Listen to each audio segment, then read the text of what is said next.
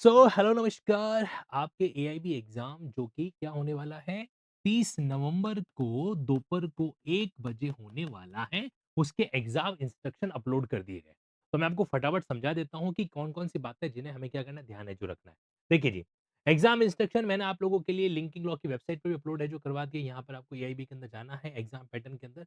ये exam instruction आपके अभी अपलोड है जो कर दिए गए। ध्यान से सुनना क्योंकि एक-एक गलती आपके लिए बहुत भारी पड़ सकती है एग्ज़ाम के अंदर। नंबर 1, कैंडिडेट से कहा गया है कि आपको एडमिट कार्ड तो लाना ही लाना है, साथ में कोई भी गवर्नमेंट आईडी कार्ड ऐसा जिसमें आपका फ़ोटो हो, वो आप कैरी करेंगे। इसमें आधार कार्ड भी परमिसिबल है जो हो सकता है, अगर ड्राइविंग लाइसेंस वगैरह या किसी पर आपका फ़ोटो आईडी है, तो वो भी परमिसिबल है जो किया जा सकता है। क्या एडवोकेट आईडी जो है वो परमिसिबल है? बिल्कुल है, वो भी परमिसिबल है क्योंकि वो भी आपके बार काउंसिल ऑफ इंडिया की तरफ से दिया जाता है, तो इसमें भी कोई दिक्कत वाली बात है जो वहाँ पे नहीं है। ओके, फर्दर कैंडिडेट्स बिना एडमिट कार्ड अलाउ नहीं करेंगे, ये तो बेसिक सी बात है यहाँ पर। अब देखो ये कह रहे हैं कि भाई आप 1 दिन पहले आके विज़िट कर लो, है ना? अब 1 दिन पहले ना सही लेकिन आपको सामान्य जानकारी ज़रूर ले लेनी चाहिए कि कोई पर्टिकुलर सेंटर कहाँ पर है और कोशिश करना चाहिए कि सुबह आप टाइम पे रवाना हो जाओ। अब उन्होंने साढ़े 11 बजे का रिपोर्टिंग टाइम दिया है, इनके अकॉर्डिंग आप साढ़े 11 बजे वहाँ पे पहुँच जाएँगे, ठीक है? लेकिन अगर मान लीजिए आप लेट भी हो जाते हैं, तो आपको अलाउ किया जा सकता है, लेकिन 1 बजकर 15 मिनट, 1 बजे आपका एग्ज़ाम स्टार्ट होगा, उसके बाद 15 मिनट और आपको थोड़ी-सी रिलैक्सेशन मिल सकता है, उसके बाद तो बिल्कुल भी परमिसिबल है जो मामला नहीं होगा, ठीक है? तो यहाँ पर आपके सामने आप लोग कोशिश करना साढ़े 11 12 बजे के बीच में या 11 साढ़े 11 के बीच में वहाँ पर पहुँच जाएँ। जल्दी जाने से क्या है मेंटल फ्री रहता है, टेंशन फ्री रहता है, ओके?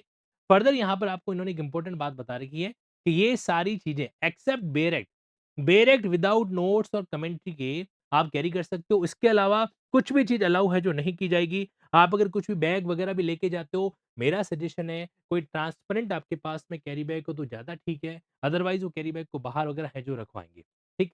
फर्दर देखो इन्होंने क्या कह रखा है, यहाँ पे अच्छा देखो अगर मान लीजिए कि आपके पास बेरेक्ट है, उसमें किसी पर्टिकुलर 4-5 ऐसे पेज है, जहाँ पे नोट्स दे रखे हैं और बाकी का बेरेक्ट आपका विदाउट कमेंट्री वाला है, तो मेरा सजेशन है कि यार वो 4-5 पेज फाड़ दो बेरेक्ट में से और क्या।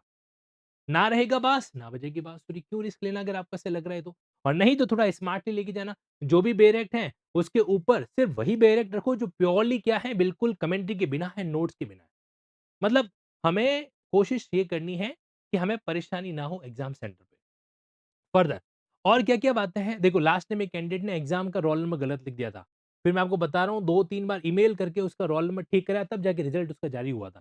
तो ऐसी गलती आप मत करना। अपने रोल नंबर का ओएमआर जो है वो गड़बड़ नहीं होना चाहिए, विशेष रूप से ध्यान रखिएगा। ओके?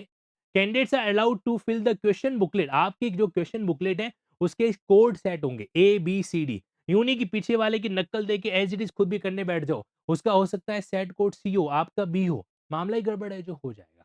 ओके? इसलिए अगर नकल करनी भी है तो ध्यान रखना आपका अगर सेट ए है तो दूसरों का सेट ए कौन-सा है? सॉरी, आपको हमें हमें कोई नकल नहीं करनी, हम ईमानदारी से इस एग्ज़ाम को निकाल देंगे। ठीक? तो यहाँ पर है ना सेट कोड का ध्यान रखना क्योंकि आपको जो क्वेश्चन पेपर दिया जाएगा एक बार उसको पलट के देख लेना। ऐसा नहीं हो कि उसमें बीच में कोई गड़बड़ हो, बीच में कोई पेज चिपका हो, फटा हो। क्योंकि एक बार जो क्वेश्चन बुकलेट आपको दे दी तो वापस आपसे लौटाई नहीं जाएगी, रिटर्न नहीं की जाएगी। ओके? अच्छा, दूसरा ये है कि ओएमआर शीट पर आपको अपने रोल नंबर और क्वेश्चन बुकलेट का सेट कोड फिल करना है। ये भी गलती मत करना, पता चला आपका ए था, आपने ओएमआर शीट पे गलती से बी फिल कर दिया और फिर वहाँ पे ओएमआर शीट चेक हो रही है, पूरा मामला ही गड़बड़ हो जाएगा। और खासकर वो जो सर्किल है, उसमें तो 1% भी गलतियाँ हैं जो वहाँ पे नहीं होनी चाहिए, इस बात का आपको ध्यान रखना है। ठीक है? एक इम्पोर्टेंट बात, अगर कोई पर्सन डिसेबल है, पर्सन विद डिसेबिलिटी है, तो ऐसे केस में मोर देन 40% डिसेबिलिटी अगर है, तो इन्होंने क्या कर रखा है 2 एनेक्सर दे रखे हैं। आप उन एनेक्सर को क्या करवाएँगे सर्टिफाइड करवा के अंडरटेकिंग देके आपको 20 मिनट पर आवर यानी कि 3 घंटे के हिसाब से 1 घंटा एक्स्ट्रा मिलेगा। और ये कौन डिसाइड करेगा कि आपको एक्स्ट्रा अलाउ करना है कि नहीं करना है?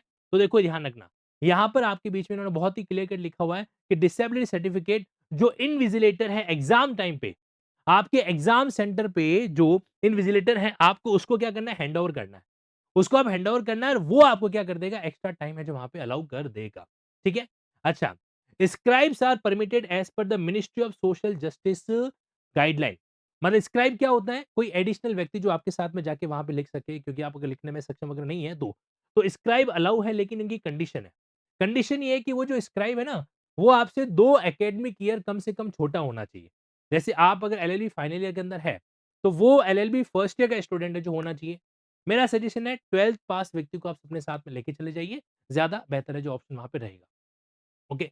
स्क्राइब परमिट किए गए हैं और यहाँ पर जो है आपकी खुद की कॉस्ट है, वो आपको ₹1 भी एक्स्ट्रा नहीं देने वाले हैं स्क्राइब के लिए। In case of any disability which prevent candidate from writing, तो ये बात यहाँ पर एप्लीकेबल होती है। देखो स्क्राइब का फंडा अलग है, डिसेबिलिटी का फंडा अलग है। ठीक है? डिसेबल कैंडिडेट अगर लिख सकता है तो उसको तो एक्स्ट्रा टाइम मिल ही रहा है। स्क्राइब केस में जैसे ब्लाइंड पर्सन है वगैरह है, तो उस केस में स्क्राइब को जो है हम इस्तेमाल है जो करते हैं। ठीक है? तो स्क्राइब अलाउ है, प्रोबेबली कौन होना चाहिए? 10th या 12th स्टूडेंट का स्टैंडर्ड का व्यक्ति है जो होना चाहिए। उसको वो लोग क्या करेंगे अलाउ है जो यहाँ पर कर देंगे। ओके, अब देखो इन्होंने क्वालिफिकेशन लिखा भी है कि कम से कम 2 एकेडमिक ईयर वो जो कम है जो होना चाहिए 2 या 3 एकेडमिक ईयर। सजेशन मैंने आपको दे ही दिया 12th स्टूडेंट अगर होगा तो ठीक रहेगा। और ये कौन डिसाइड करेगा कि स्क्राइब को अलाउ करना है कि नहीं करना है? ध्यान रखना, ये चीज़ भी आपके एग्ज़ाम सेंटर पर ही फाइनलाइज़ होने वाली है। ओके? तो in case of any disability वगैरह सो एंड सो, तो यहाँ पर जो है आपको इस तरीके से एग्ज़ाम सेंटर पे लेके जाना है और वहीं पर वो लोग क्या करेंगे इसको फाइनलाइज़ करेंगे कि हाँ भाई इसको अलाउ कर देना है। आपके पास सर्टिफ़िकेट होना चाहिए। ठीक है? अच्छा, फर्दर क्या-क्या लिखा हुआ है यहाँ पे डिसेबिलिटी वगैरह के बारे में और मेंशन है जो करा रखा है। सर्टिफ़िकेट किसके द्वारा इश्यू होना चाहिए? चीफ मेडिकल ऑफिसर या सिविल सर्जन या मेडिकल सुपरिटेंडेंट किसी भी गवर्नमेंट हॉस्पिटल का। आगे-पीछे आपको बता देता हूँ मैं भी अपेंडिक्स ए और बी है। उसमें से एक तो आपको खुद को अंडरटेकिंग देनी है और दूसरी उस सीएमएचओ से या गवर्नमेंट हॉस्पिटल के जो सुपरिटेंडेंट है उससे सर्टिफाइड है जो करवाना है। ठीक है? Candidates to the examination is provisional, ये तो बहुत बेसिक बात है कि प्रोविज़नल है, आपको अलग से कुछ अलाउ है जो नहीं करेंगे वगैरह-वगैरह। अगर आप चीटिंग करते पकड़े गए तो फिर हम तुमको छोड़ेगा नहीं। मतलब एक तरीके से आपके खिलाफ कार्रवाई है जो की जा सकती है। अब देखो, ये जो आपका अपेंडिक्स 1 है, ये तो वो सर्टिफिकेट है जो कौन साइन करके देगा? आपके गवर्नमेंट हॉस्पिटल का या हेल्थ केयर सेंटर का जो भी मेडिकल अथॉरिटी हेड है वो। ठीक है? और वहीं दूसरी तरफ आपको एक अंडरटेकिंग भी देनी है यहाँ पे साथ-साथ में। ये अपेंडिक्स 2 ये आपकी अंडरटेकिंग है कि भाई आप एक पर्सन विद डिसेबिलिटी वगैरह हो। अब देखो कुछ बातें मैं आपको और बता देता हूँ जो आपको ध्यान रखनी है। नंबर 1, अगर आप इंग्लिश मीडियम के स्टूडेंट हैं तो आपको जो क्वेश्चन पेपर मिलेगा वो सिर्फ़ और सिर्फ़ इंग्लिश के अंदर मिलेगा। अगर आप हिंदी मीडियम के स्टूडेंट हैं तो आपको क्वेश्चन पेपर इंग्लिश और हिंदी डिक्लॉट के अंदर मिलेगा। अगर आप गुजराती, मराठी या किसी भी अन्य स्टेट की लैंग्वेज के अंदर एग्ज़ाम अपीयर कर रहे हैं तो आपको आपकी लैंग्वेज प्लस इंग्लिश मीडियम दोनों पेपर के अंदर आप दोनों मोड के अंदर आपको पेपर है जो अवेलेबल करवाया जाएगा। ये बातें आपको ध्यान रखनी है। एक स्पेशल पॉइंट ये टाइम मैनेजमेंट को लेकर मैंने आप लोगों के लिए वीडियो बना रखा है। इस वीडियो को ज़रूर देखना। एआईबी के 3 घंटे के अंदर आप अपना टाइम मैनेजमेंट कैसे करेंगे, इसके लिए specifically AIB exam time management इस वीडियो को ज़रूर देखना, बहुत ही क्रूशियल वीडियो है। ये 17 मिनट आपका पूरा का पूरा टाइम जो है वो प्रोडक्टिविटी के अंदर कन्वर्ट है जो कर सकता है। दैट्स ऑल और आज शाम को आप लोगों के लिए मैं मुस्लिम लॉ का एक स्पेशल क्लास भी लूँगा और लैंडमार्क जजमेंट 2024-2025 हम ऑलरेडी कर चुके हैं और 2024 का जजमेंट जो है आज डिस्कस करेंगे। Stay connected with linking laws ताकि भविष्य के अंदर जुडिशरी या एडवोकेसी के अंदर भी बेहतर प्लानिंग है जो की जा सके। Thank you so much, take care, Tata.